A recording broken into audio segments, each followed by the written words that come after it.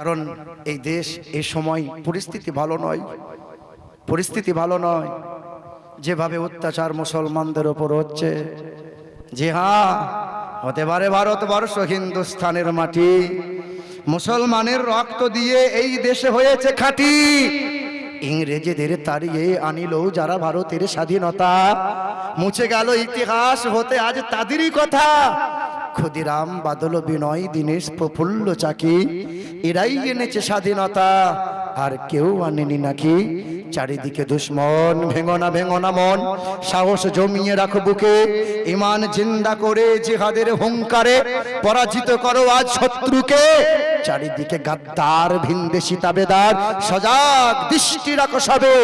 সকল মির্জাফর, বিদেশি গোলাম চোর, রুখতে তাদের আজ হবে। অনেক দামের দেশ, রক্ত ঘামের দেশ, মায়ার বাঁধন বড় বেশি।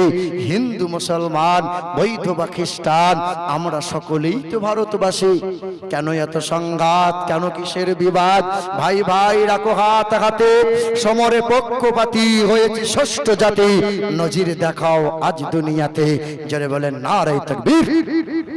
হলো না? মুসলমান বাবারা, ভাইরা আমার, এ সোনার টুকরো বন্ধুরা আমার, কোভার শহর থেকে বারবার চিঠি আসে, হাজারো হাজার চিঠি।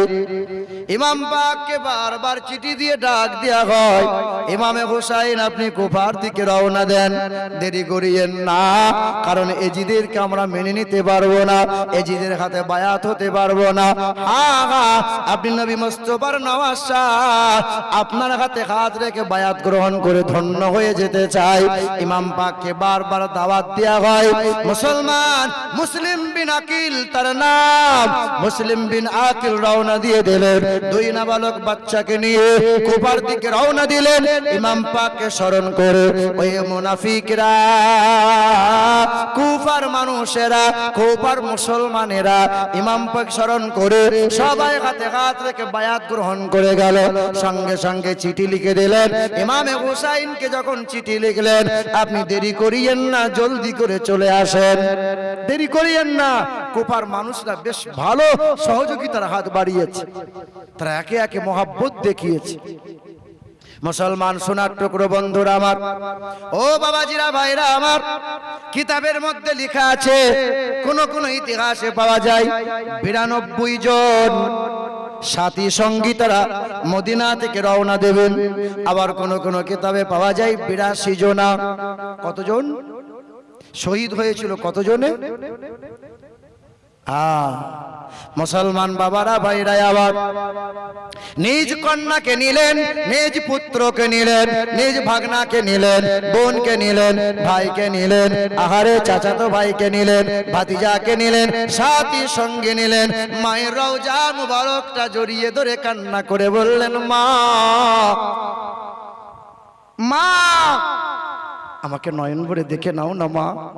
ও মা, তোমার আব্বা হুজুর বদরের ময়দানে গেছে ইসলাম প্রচার করতে, তোমার আব্বা তাবুকের ময়দানে গেছে যুদ্ধের ময়দানে ইসলাম প্রচার করতে, তোমার আব্বা উহুদের ময়দানে ইসলাম প্রচার করতে গিয়েছিল। আমি কারবালার ময়দানে যাচ্ছি মা, ইসলাম প্রচারের জন্য নয়, ইসলামকে রক্ষার জন্য যাচ্ছি। মা, তুমি নয়ন ভরে দেখে নাও। ইতিহাস সাক্ষ্য দেয় যে ইমাম পাকের মা আম্মা ফাতেমাতুজ জোহরা রওজা মোবারক থেকে কান্নার আওয়াজ ভেসে এসেছিল, মা কান্না করেছিল। জি হ্যাঁ, বলে তিনারা ইন্তেকাল হয়ে গেছেন। কান্না করে মানে, ওয়ালা তাহসাবান্নাল্লাযীনা কুতিলু ফি সাবিলিল্লাহি আমওয়াতা বাল আহইয়াউন ইনদা রাব্বিহিম ইরযাকুন।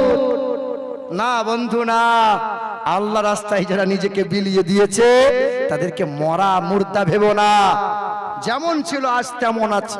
হ্যাঁ, এবং কবরে তারা রুজি পায়। আল্লাহ পাকের জান্নাতি মেওয়া, জান্নাতি খাওয়া, জান্নাতি পোশাক আল্লাহ পাক দান করেন। হ্যাঁ মুসলমান, ইমাম হুসাইন রাদিয়াল্লাহু তাআলা আনহু দয়া রাসূল মায়ার নবীর রওজা মুবারকটা জড়িয়ে ধরে কান্না করেছিলেন, নানা জান আমি আপনার নওয়াসা মদিনা থেকে মক্কায় যাব, আপনি আমার সালামটুকু নেন। নানা জানকে সালাম দিয়েছিলেন, সাথী সঙ্গীদেরকে নিয়ে নিলেন। মদিনা থেকে মক্কার রাস্তা হলো 470 কিলোমিটার রাস্তা। মদিনা থেকে মক্কার দিকে রওনা দিয়ে দিলেন। হ্যাঁ, মক্কায় গেলেন, মক্কায় চিঠিগুলো দেখাইলেন। মুরব্বী সাহাবায়ে কিরামরা দেখলেন, সবাই বারবার বললেন কুফার মানুষদেরকে বিশ্বাস করিয়েন না, কুফার মানুষেরা ভালো না। আপনার আব্বা হুজুর মাওলায় আলীকে রাখে নাই, ওরাই তো শহীদ করেছে, ওরা গিরগিটির মতো রং বদলায়। ইমাম পাক আলাইহিস সালাম বললেন, ইমামে হুসাইন রাদিয়াল্লাহু তাআলা আনহু বললেন, আমি আজ যদি কারবালার আমি যদি কুফার দিকে না যাই, কাল হাসরের ময়দানে ওরা যদি নানা জানের কাছে সওয়াল করে দেয়, আল্লাহ পাকের দরবারে সওয়াল করে দেয়, আমরা ইসলামে আমরা আপনার নওয়াসার হাতে হাত রেখে বায়াত হতে চেয়েছিলাম, আহ্বান করেছিলাম, আমরা সঠিক ইসলামে পৌঁছাতে পারি নাই, আমাদের কোনো দোষ নাই, আমি সেই দিন দোষী সাব্যস্ত হয়ে যাব। ইমামে হুসাইন 470 কিলোমিটার রাস্তা মদিনা থেকে মক্কা এলেন, মক্কা থেকে 1700 কিলোমিটার রাস্তা তিনি কুফার দিকে রওনা হয়ে গেলেন। 1700 কিলোমিটার রাস্তা অতিক্রম করে দিলেন। বারবার ঘোড়াগুলো ঘুরে একই জায়গায় হাজির হয়। বোন জয়নাব বলে, মনে হয় যেন সামনে আর কোনো রাস্তা নাই। ইমাম হুসাইন একজন মানুষকে দেখতে পেয়ে জিজ্ঞাসা করলেন, ভাই এই যে বড় একটা গাছ দেখা যায়, এই গাছটার নাম কি? বলে এই গাছটার নাম হলো রায়হান। কি নাম? রায়হান গাছ। ইমামে হুসাইন বললেন, আমার আব্বাজানের কথা মনে পড়ে যায়। আমার আব্বাজান সিফিনে যুদ্ধে যখন এসেছিলেন, এই রায়হান গাছের নিচে 2 রাকাত নামাজ পড়েছিলেন, আর কারবালার মাটি তুলে আমাকে শুনিয়ে বলেছিলেন, হুসাইন রায়হান গাছের নিচে 2 রাকাত নামাজ পড়ে এসেছি, আর কারবালার মাটিকে বলে এসেছি, মাটি তোর রং একদিন রঞ্জিত হয়ে যাবে। থমকে গেলেন, তাবু খাটিয়ে দিলেন। বাবাজিরা ভাইরাই আমার, চাঁদের 7 তারিখ এসে গেল। জালিমের দল যখন জানতে পেরে গেল, সৈন্য সিপাহীরা দৌড়ে ছুটে চলে এলো, প্রলোভন দিল, লালসা দিল, এই ইমামে হুসাইন হাতে হাত দিয়ে দাও, এজিদকে তুমি খলিফা বলে স্বীকার করে নাও। ইমাম পাক বললেন, যে নামাজ ঠিক মতো আদায় করে না, যে শরাব পান করে, যে জুয়া খেলে, যে গাঁজা পান করে, এই রকম হারামখোরকে কোনোদিন আমি খলিফা বলে স্বীকার করতে পারবো না। সারা জীবন আমরা একটা এজিদের বিরোধিতা করলাম। কটা এজিদের? একজন। কিন্তু এজিদের উত্তরসূরি লাখ লাখ গ্রামগঞ্জে সব তৈরি হয়ে আছে, তাদের বিরোধিতা করি না। আমরা সবাই বলি আমরা আল্লাহর বান্দা, নবীর উম্মত, তাই তো নাকি? আল্লাহ পাক বলেছেন আমার বান্দা কারা?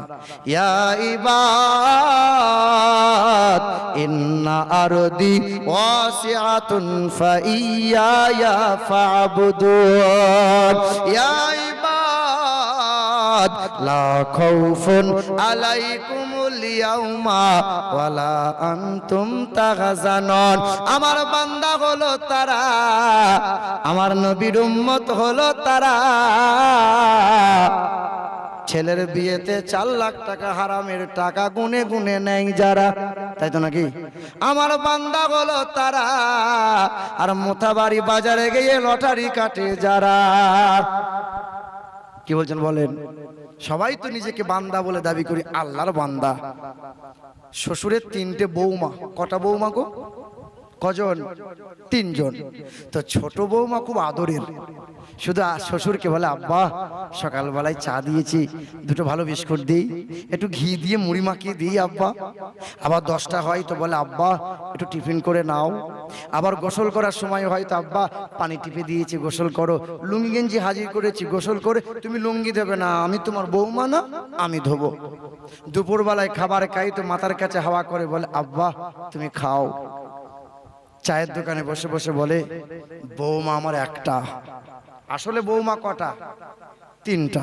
শ্বশুর বলে বৌমা কিন্তু একটা, আর 2টো বৌমা বেলুন ফোলা হয়, শ্বশুর আমাদেরকে দেখতে পারে না, তোকে এমনি এমনি দেখবে। 3 মাস সংসার না করতে করতে স্বামীর কানে কানে ফুসফুস করে বলেছে আলাদা হও, ভেনু হও, বুড়ো ধামের সাথে আমার চলা যাবে না।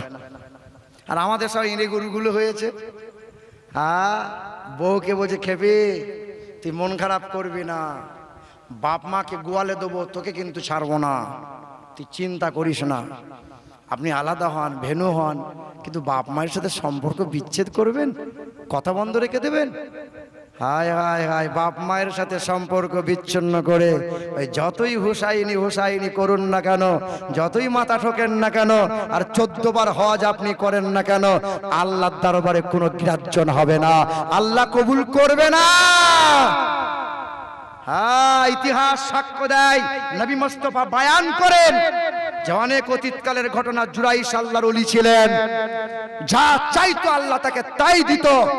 মানুষ সাথে গল্প গুজব করতো না, হাসি ঠাট্টা করতো না, জঙ্গলে খানকাই বসে বসে আল্লাহ আল্লাহ আল্লাহ জিকির আজকার করে। এত বড় আল্লাহর ওলি, শুধু মাকে মা বলে ডাকে নাই, ছুটে গিয়ে মাকে একটু জড়িয়ে বুকে টেনে নেয়নি বলে আল্লাহর গজব পড়েছিল, মায়ের বদদুয়া পেয়েছিল, আল্লাহ পাক তাকে ছেড়ে দেয় নাই।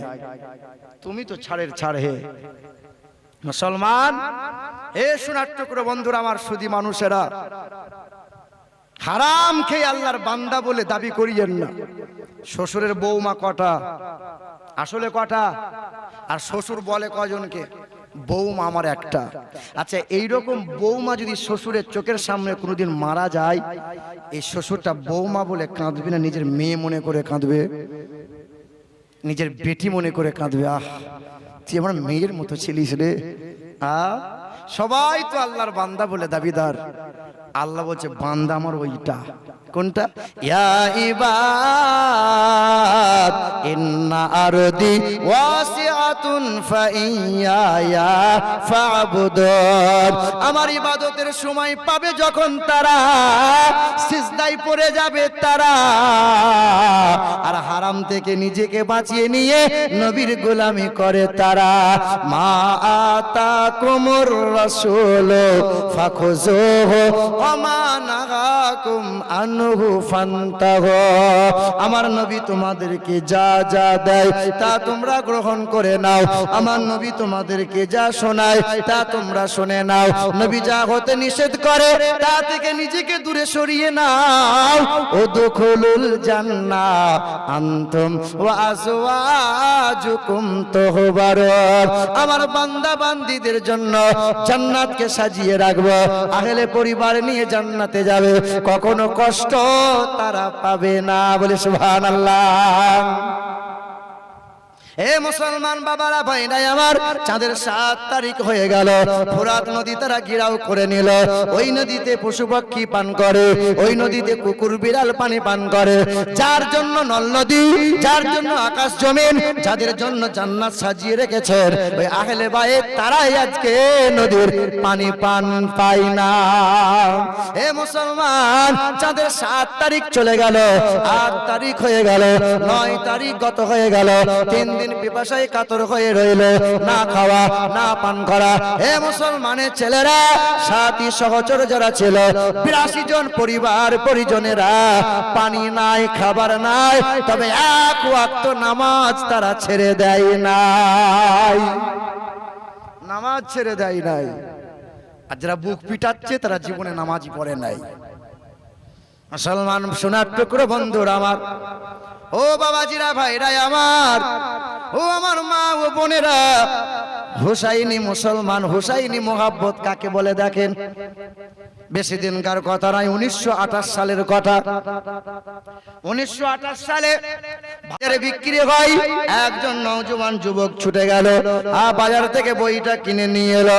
এই যুবকটার নাম ছিল ইলমউদ্দিন। 1928 সাল, গুগলে সার্চ করে নেবেন। হ্যাঁ হ্যাঁ, ইতিহাস সাক্ষ্য দেয়, ছেলেটার বয়স ছিল 19 বছর কয়েক মাস।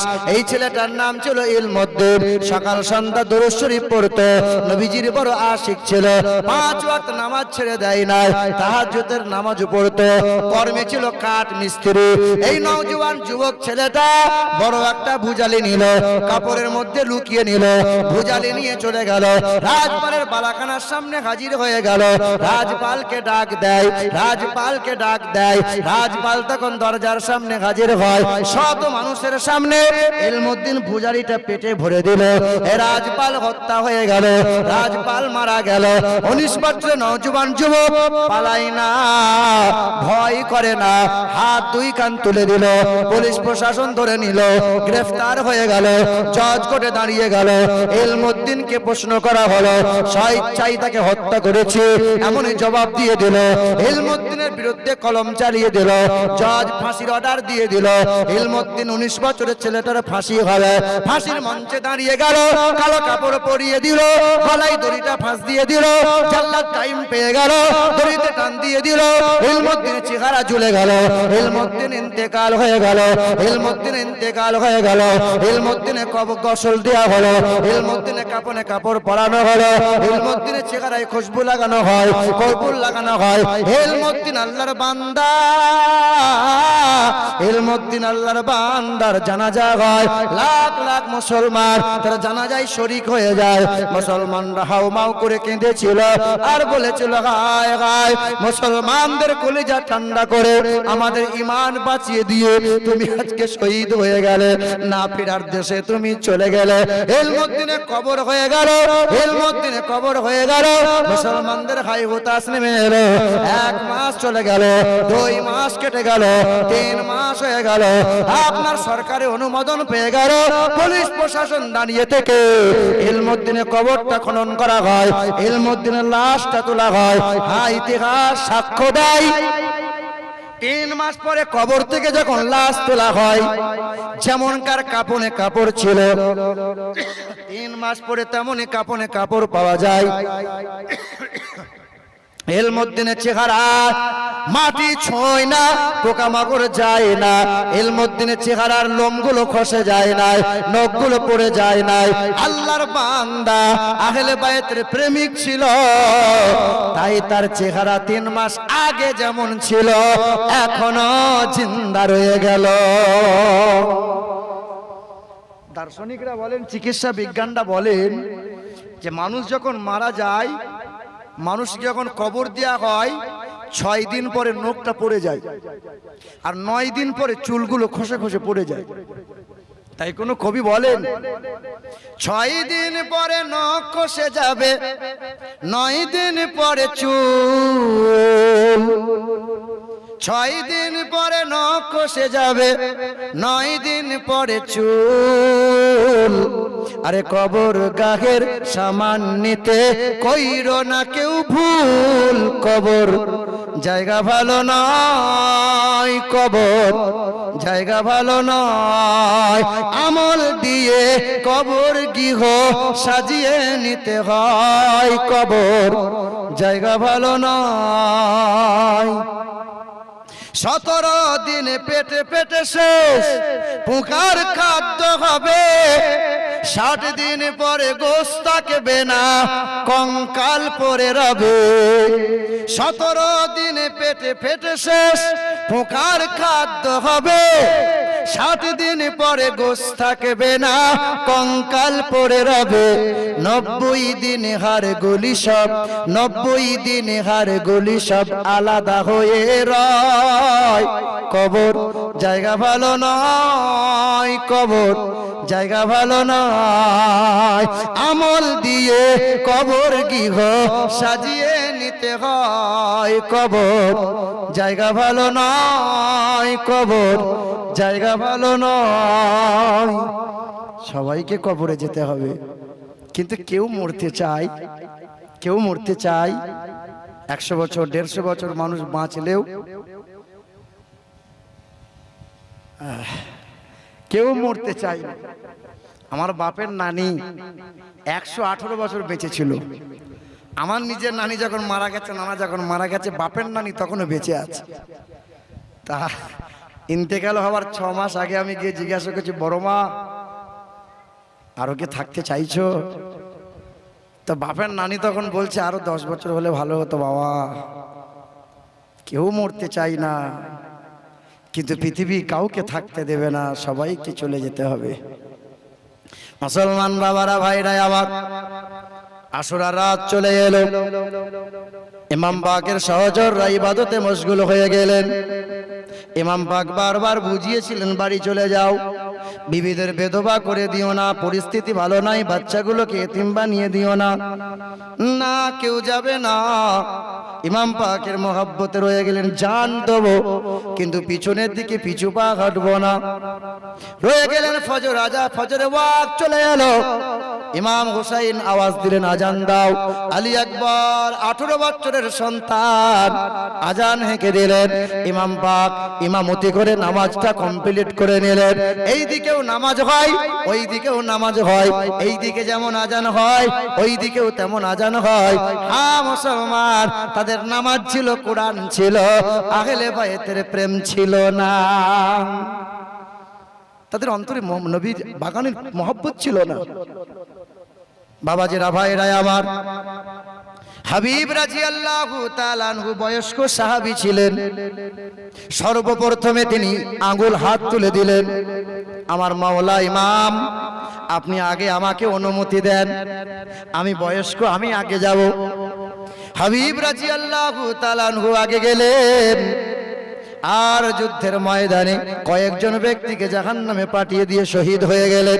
সংক্ষিপ্ত আকারে আলোচনা করে ইমাম কাসেম বারবার অনুমতি চাই, একে একে যায়, শহীদ হয়ে যায়। ইমাম কাসেম গেলেন, কয়েকজনকে জাহান্নামে পাঠিয়ে দিয়ে নিজেও শহীদ হয়ে গেলেন। বারবার দৌড়ে আসে আলী আকবর। ইমাম হুসাইন বলে, আলী আকবর, যাকে দেখলে পরে নানার কথা স্মরণ হয়, তুমি তো আলী আকবর। আমার নানা জানের চুলটা যেমন ছিল, তোমার চুলটা ঠিক কোঁকড়ানো নানা জানের মতো। আমার নানা জানের বুড়োটা যেমন, তোমারও বুড়োটা তেমন দেখতে। আমার নজরে তোমাকে দেখলে পরে আমার নানার কথা মনে হয়। আলী আকবর, না না, তোমাকে যুদ্ধের ময়দানে যাওয়া লাগবে না। বারবার কাকুতি নীতি করে। 18 বছরের সন্তান আলী আকবর দেখতে ছিল নবী মুস্তাফার মতো। আব্বাস রাদিয়াল্লাহু তাআলা আনহু দেখতে ছিলেন মাওলায়ে আলীর মতো। উম্মে জায়নাব দেখতে ছিলেন আম্মা ফাতেমাতুজ জাহরার মতো। আলী আকবর গেলেন, কয়েকজন জালিমকে জাহান্নামে পাঠিয়ে দিয়ে ফিরে এসে বলছেন, আব্বা, বাটিতে এক ঢোক পানি কি পান করানো যাবে আব্বা? কলজেটা শুকিয়ে গেছে আব্বা, দেহ ক্লান্ত হয়ে গেছে। ইমাম হুসাইন বললেন, যখন আমাদের ঘরে খাবার থাকতো না, 3 দিনের ভুকা, হাসান হুসাইন ছুটে গিয়ে নানাজানের পকেটে গিয়ে হাত দিতাম। নানাজান জিভটা বার করে বলতেন, হাসান হুসাইন চুষো। চুষতে লাগতাম তো কলজে ঠান্ডা হয়ে যেত। 3 দিনে পিপাসায় কাতর শুকনো জিহ্বা বার করে দিয়ে বলছেন, আলী আকবর, চুষে নাও, নাও, চুষে নাও। আলী আকবর চুষে, তরল কিছু পাই না, কলিজা শীতল আর হয় না, চেহারা শুকিয়ে গেছে। আলী আকবর যুদ্ধের ময়দানে গেলেন, শহীদ হয়ে ফিরে এলেন। আব্বাস ছুটে গিয়ে বলেন, একটু পানির জন্য কি আমাকে অনুমতি দেওয়া যায়? আমি ওই ফুরাত তীরে যাই। আলী আব্বাস রাদিয়াল্লাহু তাআলা আনহু দৌড়ে গেলেন।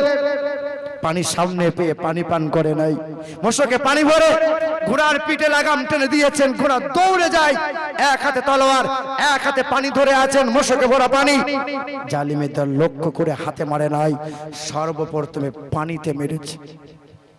পানিটা ফেটে গেছে, সব পানি বেরিয়ে গেছে। এমন করে তীর মেরেছে একটা, ডান দিকের বুকের মাঝে লেগেছে। আর জালিমের দল ছুটে এসে ডান হাতে কোপ মেরেছে, ডান হাতটা চামড়ার সাথে ঝুলে গেছে। বাম হাতে কোপ মেরেছে, ঝুলে গেছে। জালিমের দল তলোয়ার চালিয়েছে তো মাথাটা আলাদা হয়ে ধর পড়ে গেছে। মাথাটা ইমাম পাকের কদমের কাছে হাজির হয়েছে, চোখগুলো রক্তে জমাট বেঁধে গেছে। ইমাম হুসাইনকে বলছেন, ভাইজান, শেষবারের মতো আমার চোখের রক্তটা একটু মুছে দেন, আপনাকে নয়ন ভরে একবার দেখিনি। আম্মা বলেছিলেন, আমি ভূমিষ্ঠ হয়ে নাকি প্রথম আপনার চেহারা দেখেছিলাম, শেষ মুহূর্ত আপনাকে দেখে আমি বিদায় নিতে চাই। আলী আব্বাস তিনিও বিদায় নিলেন। 6 মাসের কচি আলী আসগারকে আদর করে তুলে নিলেন। আর সাহরবানু বললেন, আলী আসগারকে নিয়ে যান, আপনাকে ওরা অপরাধী মনে করে, আপনাকে অপরাধী মনে করে করতে পারে, কিন্তু আলী আসগার তো কোনো অপরাধী নয়। সেদিন বলেছিল জালিমের দল, আমার আলী আসগারকে একটু পানি দেওয়া যাবে না, একটু পানি দেওয়া যাবে না? আলী আসগারের কলিজায় 3খানা তীর মেরেছিল। আলী আসগারকে ফিরিয়ে নিয়ে এসে বলেছিল জনমের মতো পানি পান করে নিয়েছে। বারবার তাঁবুর ভিতর থেকে অসুস্থ 22 বছরের ছেলে জাইনাল আবেদিন একবার ওঠে, অস্থিরতা বাড়ে, বারবার বসে, বারবার ওঠে, মনে হয় যেন দৌড়ে চলে যায়। ইমাম পাক ইমাম হুসাইন ছুটে গিয়ে বলে জাইনাল, না, চঞ্চলতা হয়েও না, অস্থিরতা হয়েও না, তোমাকে যুদ্ধের ময়দানে যাওয়া লাগবে না, অসুস্থ। কারবালার দৃশ্য দেখো, তুমি স্মৃতি, তুমি ইতিহাস বয়ান করবে। ইমাম জেনারেল আবেদিনের মাথায় পাগড়ি মোবারকটা বেঁধে দিয়ে ইমাম পাক খিলাফতের দায়িত্ব অর্পণ করে দিয়ে জাইনাবকে বলে জাইনাব, জাইনুল আবেদিনকে রেখে গেলাম, সাকিনাকে রেখে গেলাম, ছেলের মতো করে লালন পালন করিও।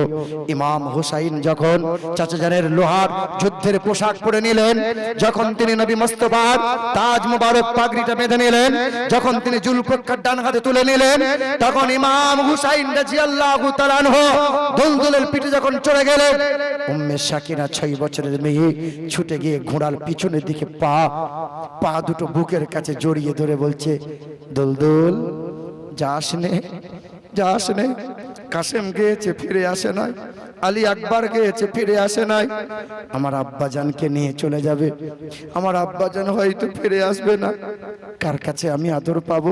কে আমাকে বুকে নিয়ে ঘুম পাড়াবে? কে আমাকে নিজে হাতে খাওয়াবে?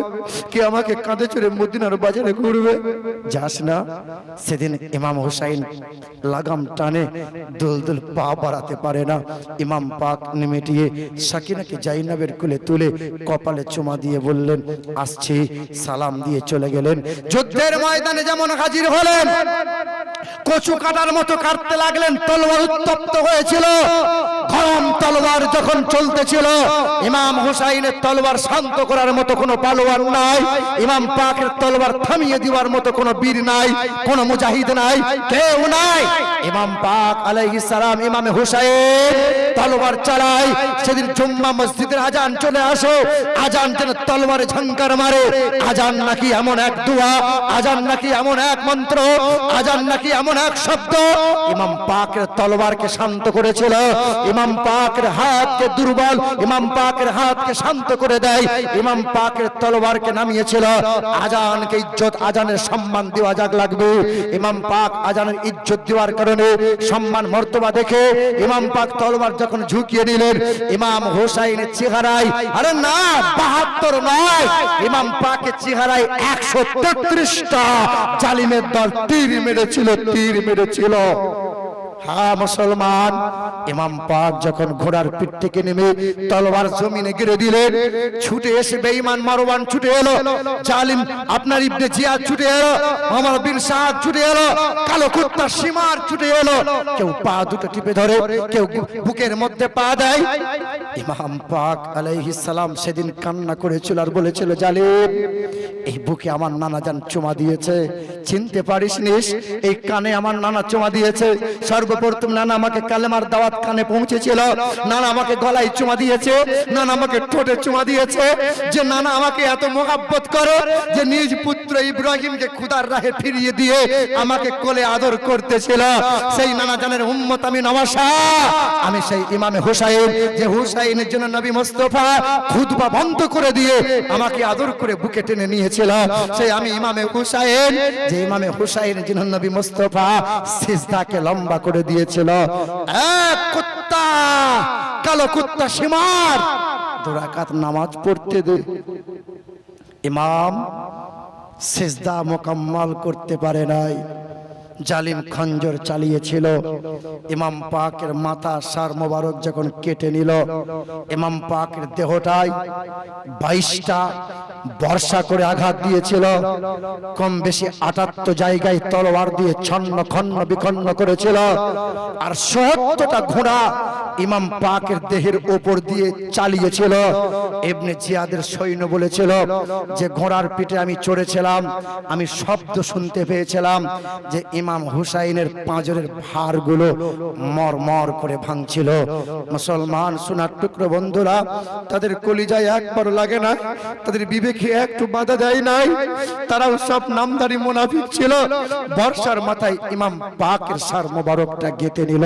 হ্যাঁ, উম্মে সাকিনা ছুটে এলো, জাইনাব ছুটে এলো। জাইনাব ছুটে এসে বলে, নানা জান, পৃথিবীর কোন রাজা বাদশার কাছে মামলা দেবো না, মামলা জানাই তোমার কাছে নবী মুস্তাফা। নানা জান, তোমার এই নওয়াসা শহীদ হয়ে গেছে। সেদিন নবী মুস্তাফা রওজা মুবারকে লাল রক্ত রঞ্জিত ধুলোমাখা চেহারা নিয়ে ইবনে আব্বাসকে স্বপ্নে বলেছে, আব্বাস, আমি কারবালার ময়দান থেকে আসছে, মক্কা মদিনায় খবর দাও, আমার হোসাইন শহীদ হয়ে গেছে। উম্মে সাকিনা যখন আব্বা আব্বা করে ছুটে গিয়েছিল, কানের বালি ধরে টেনে ছিঁড়ে দিয়েছিল, থাপ্পড় মেরে বেহুশ করে দিয়েছিল, খেমাতে আগুন লাগিয়ে দিয়েছিল, আর বেরি পরে আপনার পায়ে দড়ি বেঁধে, হাতে দড়ি বেঁধে, বেরি লাগিয়ে টানতে টানতে ছেঁচড়ে ছেঁচড়ে তাদেরকে নিয়ে যাওয়া হচ্ছিল। মুসলমান সোনার টুকরো বন্ধুরা, আমার সুধী মানুষেরা, ইমাম পাকের মহব্বত রাখা লাগবে। ইমামকে ভালোবাসা ছাড়া, ইমামকে ভালোবাসা, ইমামের মহব্বত ছাড়া নাজাতের রাস্তা নাই। আহলে বায়েতের মহব্বত করো মুসলমান। এই ইমাম পাকের মহব্বত দেখেন আমরা করতে পারি নাই তেমন। যখন সার মোবারক টানতে টানতে বর্ষার মাথায় যখন নিয়ে যায়, আহলে পরিবারকে নিয়ে যায়, জালিমের দল দেখতে পাই ক্লান্ত শরীর, রাত গভীর হয়েছে, একটু বিশ্রাম নিলে ভালো হয়। বড় একটা গির্জা, পাদ্রী ছুটে এসে বলে, তোমরা কারা? বলে, আমরা এজিদের সৈন্য সিপাহী। বলে, কি ব্যাপার? বলে, 10,000 স্বর্ণ মুদ্রার লোভে পড়ে নবীজির নাতি হুসাইনকে শহীদ করে মাথা নিয়ে এসছে। কত কত? 10,000 স্বর্ণ মুদ্রা পাবে। হ্যাঁ, তা বলে, এই হলো ইমামে হুসাইন, আজকে তোমাদেরকে আশ্রয় দেবো, তোমরা যদি আমাকে এই মাথা মোবারকটা একটু দাও, আমি জিয়ারত করব। প্লেটের মধ্যে নিলেন, সারা রাত খুশবু লাগালেন, দেখলেন সকালবেলায় পাদ্রী মাথায় টুপি দিয়ে সুন্নতি পোশাকটা পরে গুনগুন করে কলমা পড়তে পড়তে বার হয়। জালিমের দল বলে, তুমি কাল পাদ্রী ছিলে, আজ তুমি কালেমা পড়ে বার হও কেমনে? বলে, ইমামে হুসাইন শহীদ হয়েছে বটে, আজ জিন্দা আছে। সারা রাত গুনগুন করে ঠোঁট নাড়িয়ে কোরআন পড়ছিল, তার আমি কোরআন শুনছিলাম, আর ইমাম পাকের সম্মুখে কালেমা পড়ে আমি মুসলমান হয়ে গেলাম। বাড়ির অহংকার দেখাতো। ওই বাঁশ বাগানে, ওই পুকুর পাড়ে দেখো শুয়ে আছে, কবর ডাঙায় গিয়ে একবার জিজ্ঞাসা করো, বন্ধু কেমন আছো ভাই? দুনিয়াতে অহংকারে পা পড়তো না, তুমি কবরডাঙ্গায় কেমন আছো? সবাইকে মরতে হবে, মরতে যখন হবে, প্রথমে ওয়াজে বলেছিলাম মুমিন মুসলমান হয়ে মরো, কবর তোমার জান্নাতের বাগান হবে, কবর তোমার বালাখানা হবে, যত দূর দৃষ্টি যাবে তত দূর তোমার কবর হবে। কবরে তোমার, এই পৃথিবীতে ভালো হও, মুমিন মুসলমান হও, হুসাইনি মুসলমান হও। বাবাজিরা, সোনার টুকরো বন্ধুরা, আল্লাহ পাক যেন আপনাকে, আল্লাহ পাক যেন আমাদের সকলকে ইমানের উপর অটুট থাকার, আহলে বায়েতের প্রেম নিয়ে চলার এবং পাক পাঞ্জাতনের ভালোবাসা নিয়ে পৃথিবীতে জীবন অতিবাহিত করার আল্লাহ তৌফিক দান করেন। জোরে বলি আল্লাহুম্মা আমিন। কত আছে? কত আছে? 1200। নারে তাকবীর, নারে তাকবীর, নারে রিসালাত। বাপ, 500 টাকা করে 5 জন হবে না? 500 করে আজকে নাই তো কি হয়েছে, দেবেন, হাতটা তুলে বলেন না, পারবেন না? 500 করে। যাই হোক, জোর করে চাওয়ার জিনিস নয়। আবার আপনাদের বাড়ি বাড়ি যাবে ছেলেরা, আগামী বছরের জন্য আবার আপনারা দেবেন, কম বেশি যেমন পারবেন দেবেন। প্রতি বছর এই রকম মাহফিল জারি রাখবেন। কিছু মানুষ বলে কি হবে এসব দিয়ে? শোনো, সকাল থেকে সন্ধ্যা পর্যন্ত মোবাইল খোঁচা মেরে মেরে চার্জ নষ্ট হয়, রাতের বেলায় চার্জ গুঁজতে হয়। বছরে একবারও তো ইমানের চার্জ দেওয়া লাগবে, এতে ইমানের পাওয়ার বাড়ে, ইমানের জাজবা বাড়ে। আল্লাহ পাক যেন আমাকে আপনাদের সকলকে ইমান ও আমলের উপর চলার তৌফিক দান করেন। আমিন সুম্মা আমিন। নবীজির মহব্বতে সালাতু সালাম জানাই, ইয়া নবী।